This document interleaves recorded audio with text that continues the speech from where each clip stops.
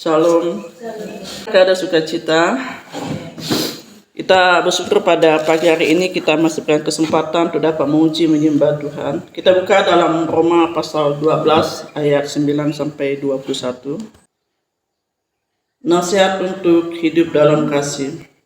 Hendaklah kasih itu jangan pura-pura, jauhilah yang jahat dan lakukanlah yang baik. Hendaklah kamu saling mengasihi sebagai saudara dan saling mendahului dalam memberi hormat. Janganlah hendaknya kerajinanmu kendor, biarlah rohmu menyala-nyala dan layanilah Tuhan.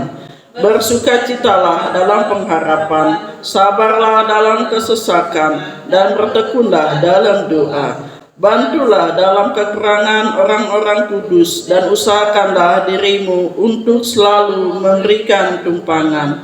Berkatilah siapa yang menganiaya kamu, berkatilah dan jangan mengutuk. Bersukacitalah dengan orang yang bersukacita dan menangislah dengan orang yang menangis. Hendaklah kamu sehati sepikir dalam hidupmu bersama. Janganlah memikirkan perkara-perkara yang tinggi, tetapi arahkanlah dirimu kepada perkara-perkara yang sederhana. Janganlah menganggap dirimu pandai. Janganlah membalas kejahatan dengan kejahatan. Lakukan apa yang baik bagi semua orang, sedapat-dapatnya. Kalau hal itu bergantung padamu, hiduplah dalam perdamaian dengan semua orang. Saudara-saudaraku yang kekasih, janganlah kamu sendiri menuntut pembalasan, tetapi berilah tempat kepada murka Allah, sebab ada tertulis, pembalasan itu adalah hakku, akulah yang akan menuntut pembalasan, firman Tuhan. Tetapi jika seterumu lapar, berilah dia makan. Jika ia haus, berilah dia minum. Dengan berbuat demikian, kamu menumpukan bara api di atas kepalanya. Janganlah kamu kalah terhadap kejahatan, tetapi kalahkanlah kejahatan dengan kebaikan. Amin. Silakan duduk. Pada pagi hari ini, kita belajar pada firman Tuhan, kita ambil dalam Roma pasal 12 ayat 12 ya. Bersukacitalah dalam pengharapan, sabarlah dalam kesesakan, dan bertekunlah dalam doa. Kita lihat bahwa pada akhir zaman ini banyak hal yang kita alami, dan pada pagi hari ini yaitu doa merupakan nafas hidup orang percaya. Kita sebagai orang percaya, kita harus berdoa terus menerus dalam roh ya. Kita harus berdoa terus, kita memanggil nama Tuhan Yesus. Karena doa kalau bagi orang Kristen itu adalah nafas. Sama dengan kita, kalau kita tidak bernapas, maka kita akan mati. Demikian juga dengan kita sebagai orang Kristen, hidup kita hanya berdoa. Bukan hanya maksudnya berdoa di tempat ibadah saja, tapi kita dalam hati kita harus berdoa. Selalu kita memanggil nama Tuhan. Alkitab tidak pernah berhenti menasihati kita agar kita selalu bertekun di dalam doa. Itulah yang dikehendaki Tuhan. Banyak orang Kristen yang merasa menjadikan doa itu sebagai suatu hal yang sulit dilakukan. Sehari ada 24 jam, tapi rasa-rasanya kita sulit untuk menyediakan waktu. Jangankan 1 jam, untuk berpapa ini saja kita seperti tidak mampu. Bayangkan jika kita tidak dapat bernapas beberapa menit saja, kita pasti akan mati. Tanpa doa kita pun akan mengalami kematian rohani. Terlebih di masa-masa sulit sekarang ini, masihkah kita tidak mau berdoa? Kita lihat pada akhir-akhir ini, kita lihat banyak hal yang kita alami.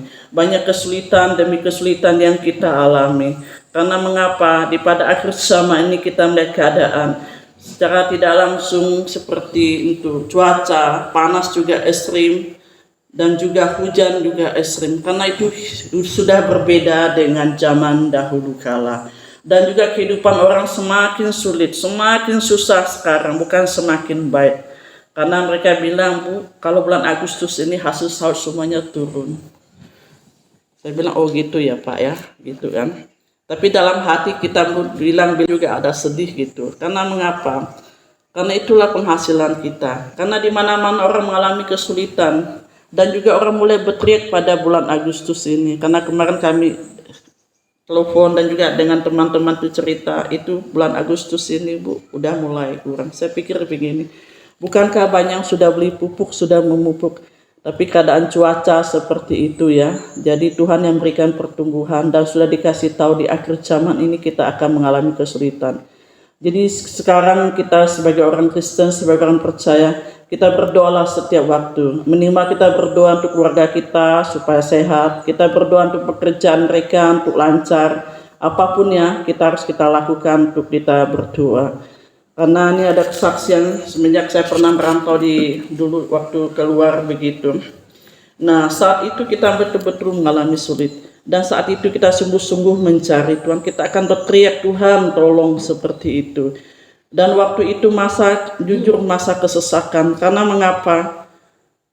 Kita ini kena kabur, berarti DPO, Dewan Pencarian Orang. Seperti kita dicari polisi kan. Cuma satu, kita cari Tuhan. Dan juga banyak hal yang kulami, banyak mujizat seperti itu. Memang dalam prosesnya tidak gampang ya. Karena mengapa? Dulunya kita Indonesia mungkin waktu itu masih ada pekerjaan, kita masih seenaknya kita suruh orang. Saat kita sudah kesusahan waktu kita keluar, kalau kita nggak kerja kita nggak makan, kalau kita nggak kerja kita nggak ada tempat tinggal, seperti itu. Mungkin kalau di Indonesia masih nyaman begitu, masih ada tempat teman. Kalau di sana mana? Kita hanya satu, mengandalkan Tuhan. Artinya ya puji Tuhan, kita saat kita kesusahan, dan kita saat itu malam kita mencari Tuhan, tolong ampuni saya Tuhan, mungkin saya pernah lakukan seperti ini dan sebagainya. Dan saat itu kita betul-betul ingin betul dekat dengan Tuhan. Karena mengapa? Saat kita mengalami hal itu, kita ingin pergi tempat ibadah, kita nggak ada paspor di tangan. Kita juga bagaimana ngomong bahasa Mandarin belepotan, ketahuan kalau kita orang Indonesia. Kalau ketahuan mudah ditangkap orang, apalagi kalau di terminal, maksudnya terminal bis kereta api dan sebagainya. Karena tumpuan orang Indonesia kan banyak di situ. Dan juga karena kita cari Tuhan, dan juga kita biasa maksudnya pergi ibadah seperti itu. Cuma satu hal ya yang penting, saya bisa pergi ibadah. Saya hafal jalannya, puji Tuhan. Dan Tuhan tolong saya, walaupun banyak hal yang saya alami, Tuhan tetap menolong kita. Sekalipun kita salah, sekalipun kita melakukan hal yang tidak benar, maksudnya sudah pergi dan kabur seperti itu, tapi Tuhan tolong kita. Saat mencari pekerjaan, disitulah kita berdoa. Waktu itu ibadah komsel kah, maksudnya ibadah doa, kita datang. Puji Tuhan, sekalipun kita sebagai pembantu rumah tangga, dan Tuhan masih berikan kepercayaan kepada kita, dikasih satu kendaraan motor. Dan juga teman bawa kita catat arah ke kiri ke kanan, karena kita tidak ngerti tulisan Cina begitu. Kalau kayak kita Indonesia ada tulisan bahasa Indonesia atau bahasa Inggris masih nyaman, kita hafal disitulah. Dan Tuhan betul tolong. Dan saat saya pernah tabrak mobil itu, bayangkan saya bilang, Tuhan tolong, saya dah saking laju karena ngejar waktu. Mobilnya itu ponton itu, mobil itu besar sekali gitu. Dan juga saya nabrak mobil itu, dan puji Tuhan ya, kasih Tuhan tolong, motor saya nggak jatuh. Kalau jatuh habislah. Dan juga kaca spion langsung patah. Sejak saat itu lalu badan saya betul lemas begitu, maka saya pernah ikut akupunktur. Dan yang kedua itu pernah, karena kita ini kan, karena Mbak titip ya, kirim uang katanya, ada teman friend help me katanya, transfer money. Mau tamulah kita mau gimana, karena orang tuh nggak bisa keluar ya, kita tolong lah. Saya nggak tahu pada hari itu betul, maksudnya pembagian uang waktu dari pemerintah yang berapa ribu NT itu, saya ke toko itu. Dan saat itu polisi, saya dah takut, saya pikir dah, hanya bilang saya, Tuhan tolong. Polisi di itu jalan itu, saya langsung, Tuhan tolong sebentar ya, saya bilang. Saya lihat jalan dorong, puji Tuhan lah, Tuhan menuntun saya melalui malaikat Tuhan sampai ke gereja. Di situ saya pikir, puji Tuhan, Bu Kristina apa pucat itu, karena sudah dikejar polisi. Dan Tuhan masih tolong. Dan juga lanjutnya lagi pernah kirim uang lagi, ini karena baik dengan teman kan, waktu itu sampai kirim uang di bank BRI gitu. Kita ngomong, karena saya juga ada bodohnya begini, dulu saya ngomong apa ada, saya nggak tahu apakah orang WA atau apa, kasih tahu, tiba-tiba polisi datang 2 orang. Untung waktu itu bawa anak bos ya, maksudnya masih bayi gitu, masih kecil. Dan saya gendong itu, lalu dia katakan begini, mau ke kantor polisi gini. Lalu bos saya katakan dia besar tinggi. Saya heran dah, katanya, Kalian ini, pemerintahan kalian ini bagaimana? Saya sudah menikah 7 tahun, belum punya KTP istri saya. Dalam hati saya mau ketawa, mau takut begitu. Sampai dia bentak polisi itu. Polisi bilang, bawa isi. Aman saya, lewat lagi. Dan bos itu bilang begini, ayolah kita makan itu. Di sini banyak toko yang besar. Janganlah bos, puja saya udah puja. Kan. Nah, di situ Tuhan bisa pakai bos itu, padahal itu toke kita, bos kita. Dia bilang, ini istri saya katanya. Jadi dia bilang, kalian kok heran. Dia yang pura-pura marah. Pemerintahan kalian tuh nggak kasih KTP. Saya sudah menikah 7 tahun.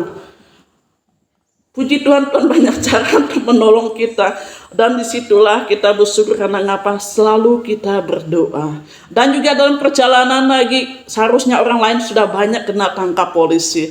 Dan saat saya menyerahkan diri, saya mau pulang ke Indonesia, tahu diri juga waktu itu. Puji Tuhan, waktu dia imigrasi, waktu itu Bu mau kemana, ke Taiwan. Saya nggak ada data lagi, dia kasih fotokopi. Fotokopi itulah saya simpan di dompet.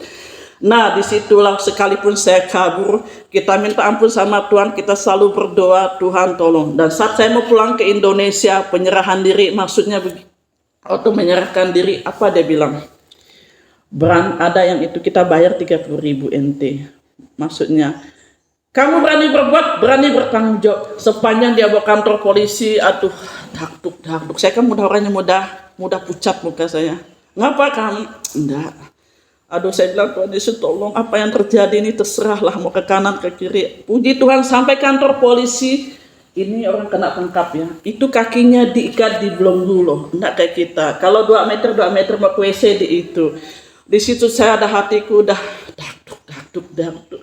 Saya berdoa, Tuhan tolong saya mau pulang ke Indonesia. Saya tahu saya salah Tuhan, tapi saya nggak bisa kerja. Saya bilang akhirnya saya harus dipulangkan.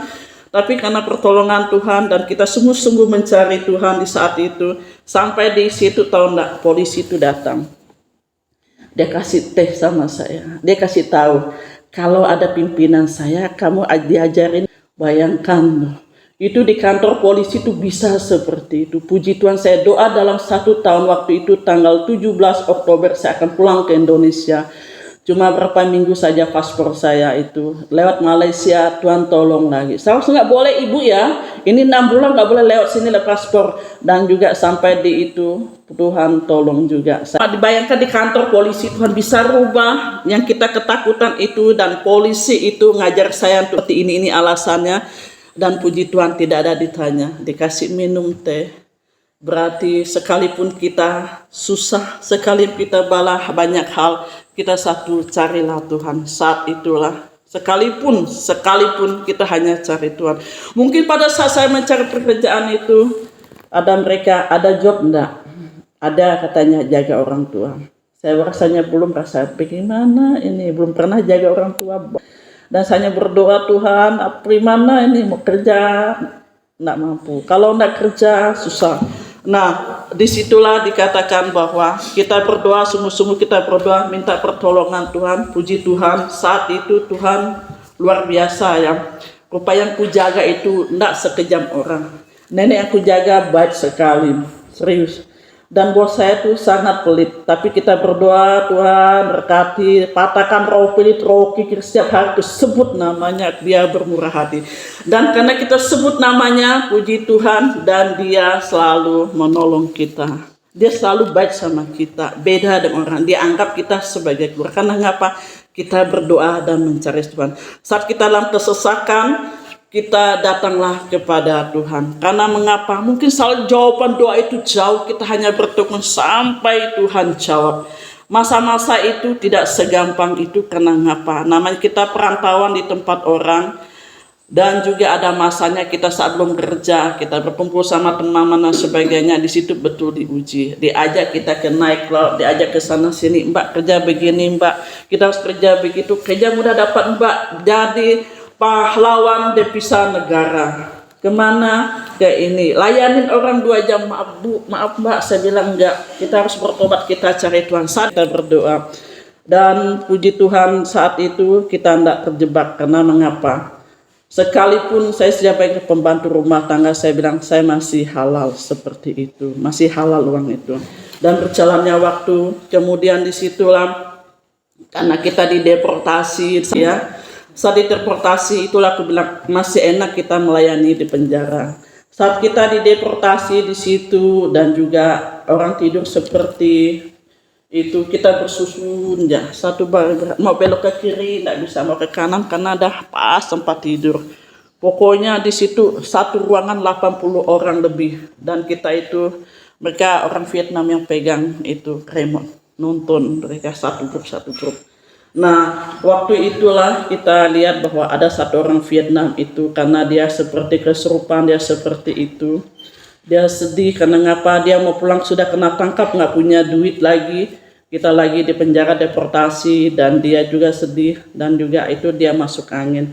Saya lihat orang berdukun waktu itu pas di atas kepala saya, nggak tahu apa bahasa dia gini-gini di pokoknya bagaimana. Masih juga orang tuh sakit kan.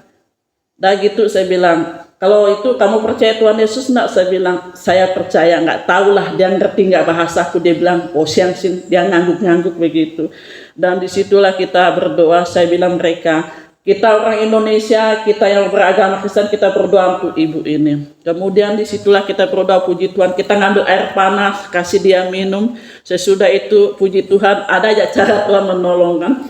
Nggak ada rotan akar pun jadi, dan juga orang itu bisa pulih. Udah gitu kita kasih persembahan kasih, kita ngumpul pakai kantong dikasih, ada 1.000, ada 500, lumayan dia dapat uang untuk dia pulang. Karena ngapa?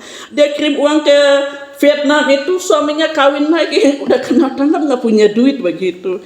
Dan saat kita di penjara, Tuhan tolong. Disitulah dikatakan bahwa bersukacitalah dalam pengharapan, sabarlah dalam kesesakan, dan bertekunlah dalam doa. Sekalipun kita mengalami hal-hal yang tidak baik, sekalipun kita mengalami kesesakan dimanapun kita berada, kita carilah Tuhan selagi Tuhan dekat.